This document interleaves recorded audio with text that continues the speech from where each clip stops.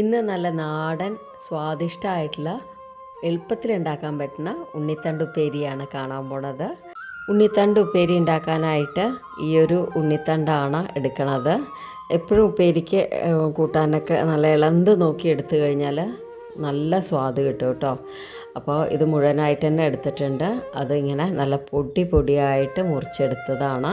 മുറിച്ച ഉടനെ വെള്ളത്തിലിടണം, അല്ലെങ്കിൽ അത് കറുത്ത് പോകും കേട്ടോ. ഇനി ഒരു കുക്കർ എടുത്ത് അതിലേക്ക് 1/2 കപ്പ് തോരപ്പരിപ്പ് കഴുകി എടുത്തുകൊണ്ടുവന്ന് പാത്രത്തിലേക്ക് ഇറക്കി വെച്ചു.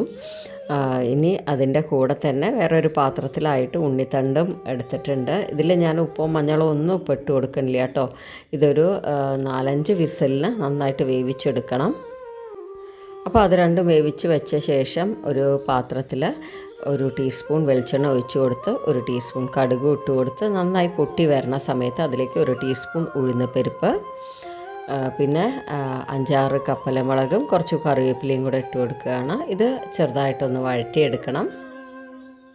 അതിന് ശേഷം അതിലേക്ക് 1/2 ടീസ്പൂൺ മഞ്ഞൾപ്പൊടി ഇട്ട് കൊടുക്കുകയാണ്.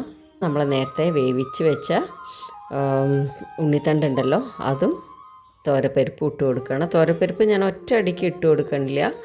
ആദ്യം 2 തവി ഇട്ട് കൊടുത്ത ശേഷം പോരെങ്കിൽ വീണ്ടും ഇട്ട് കൊടുക്കാമെന്ന് വിചാരിച്ചു. അതിനുശേഷം നന്നായിട്ടൊന്ന് മിക്സ് ചെയ്ത് കൊടുക്കുകയാണ്. അപ്പോൾ വളരെ ഈസി ആട്ടോ ഇത് ഉണ്ടാക്കാനായിട്ട്. ടേസ്റ്റ് ആണെങ്കിൽ നല്ല ടേസ്റ്റാണത് കഴിക്കാനായിട്ട്.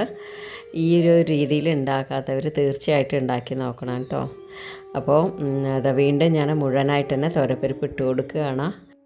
അപ്പോൾ നിങ്ങൾ എടുക്കുന്ന സമയം ഉണ്ണിത്തണ്ടിനനുസരിച്ച് തോരപ്പരിപ്പ് ഇട്ട് കൊടുത്തോളൂ. ഇനിയിപ്പോൾ അധികം വേണ്ടാന്നുള്ളവർ ഇതിൽ കുറച്ചിട്ടോളൂ കേട്ടോ. പക്ഷേ പരിപ്പ് ഇടുമ്പോഴാണ് ഇതിന് കൂടുതൽ സ്വാദ് കിട്ടണത്.